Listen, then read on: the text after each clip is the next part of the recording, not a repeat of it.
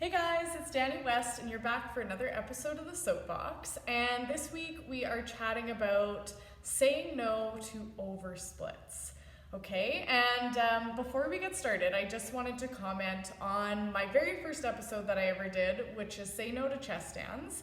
And it's been really interesting to see a lot of the comments on say no to chest stands, and I just wanted to kind of respond generically because I can see a lot of the same comments coming after this episode. So for all the people out there that are contortionists, okay, that is like a career choice. I totally respect that. I realize that you guys have to do those contortionist positions. I'm more so putting these episodes out there and speaking primarily to kids. So dancers ranging from 7 to 18 plus who are dancing and loving it and doing it as a hobby and maybe want to continue on as a professional dancer.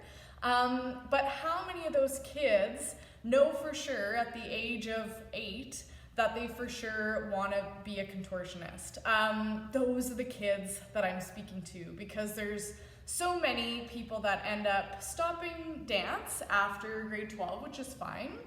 But in the meantime, I think we should just kind of put out there, like, what is the point in doing some of these things when there's so many other things that can be choreographed in a routine? And the two main things I kind of like to veer away from is avoid chest stands if possible, based on their design. See the episode for more details.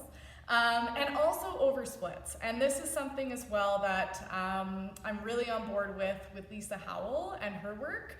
And she actually got her dad to illustrate a book kind of outlining her point of, again, why are we saying no to oversplits? So again, I'm speaking to kids 7 to 17 plus who love dance, maybe don't want to choose it as a career, but maybe they do. But for a fact, they don't want to be a contortionist. And all the power to you if you are a contortionist out there.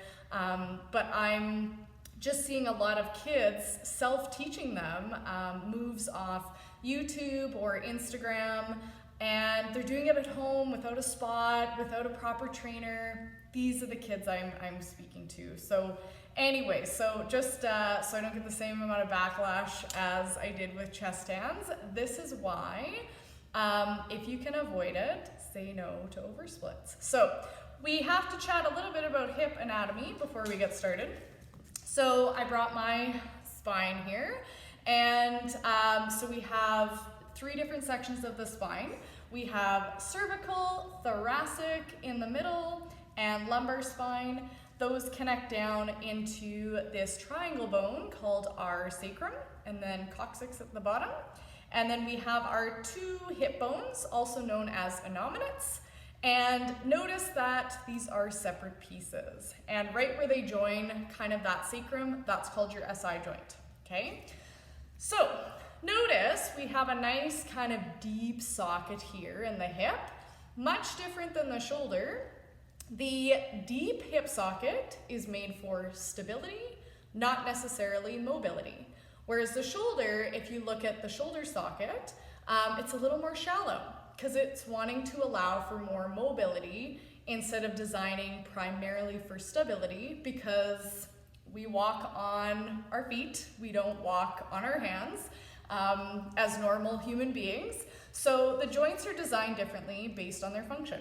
And so with the hip, nice deep socket called our acetabulum, okay?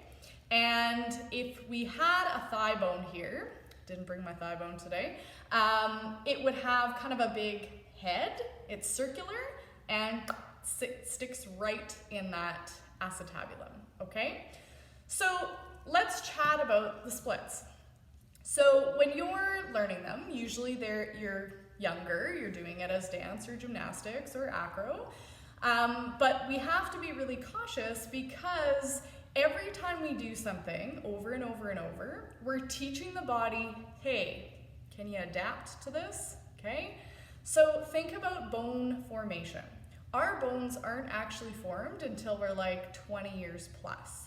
So in the meantime, again, audience that I'm speaking to, okay, 7 to 17 plus, if you're doing oversplits or a repetitive motion like extreme extension over and over and over and over and over, you're teaching the bones, hey, can you form this way? Because this is what I need you to be doing all the time, okay? So if we speak primarily about the hip, let's think about maybe middle splits, okay?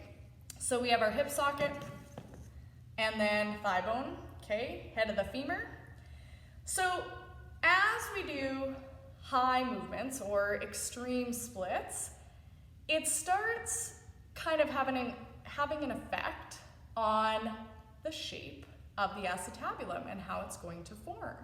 So if we keep oversplitting, overstretching, hanging out in the splits, so I don't like those stretches where your feet are on chairs and your pelvis is just hanging in the air, not very supportive for the joint, okay? So again, no hanging stretches. I don't like the legs on blocks and your pelvis is just hanging. Definitely no force stretches where someone's like pushing you. No bouncy stretches.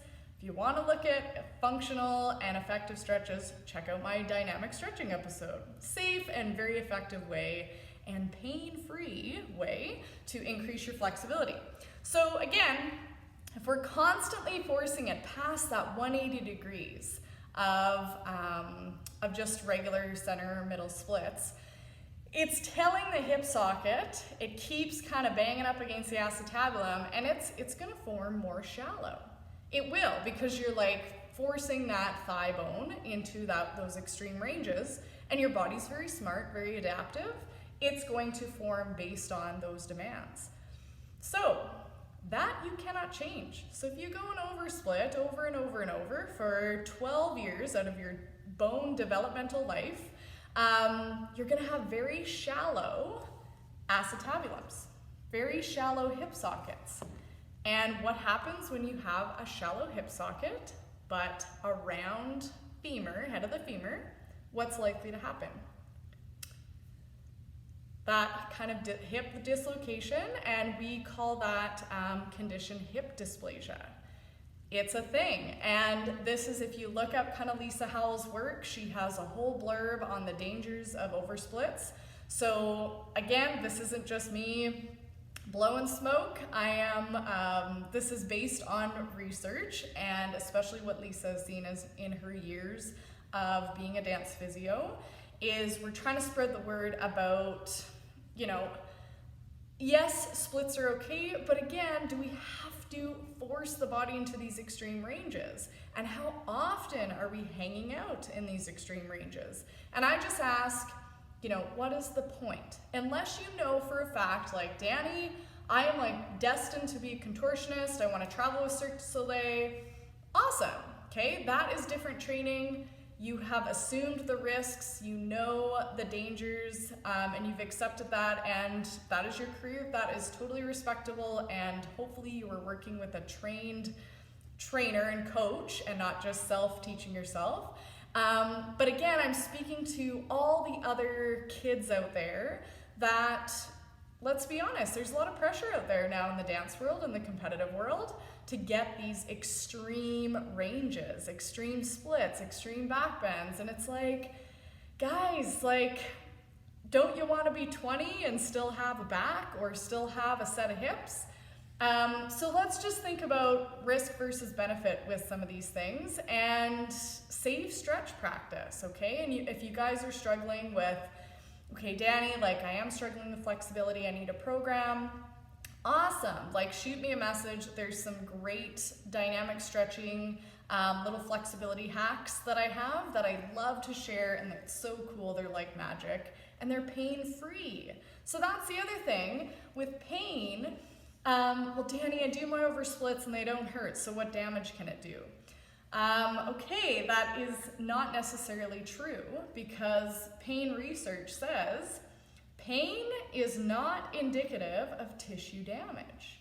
And it can work the other way around. Just because you don't have pain doesn't mean there's no damage happening, okay? And especially with this age group, bones are developing, okay? So we need to teach them to develop properly to just promote the longevity of the joints. So I hope that makes a bit of sense in terms of why I don't like oversplits. And if we can like take it back a notch, great. And I also hope that doesn't stir the pot too much with the backlash that I got from the Say No to Chest Stands. Again, think about the audience I'm speaking to, okay?